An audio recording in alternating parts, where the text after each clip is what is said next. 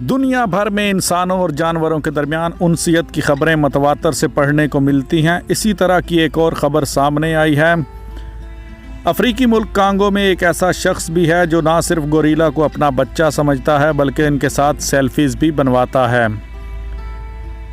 Patrick नामी शहरी gorilla care centre में मुलाजमत करता है, जहां इसने तमाम गोरिल्लों को अपना दोस्त बना लिया है। पेट्रिक जानवरों के साथ दिन भर खेलने के अलावा रोज़ाना तस्वीरें भी बनाता है जो आजकल सोशल मीडिया पर काफ़ी वायरल हैं। आप भी तस्वीर देखिए और मेरे चैनल जाहिद टेक को सब्सक्राइब कीजिए।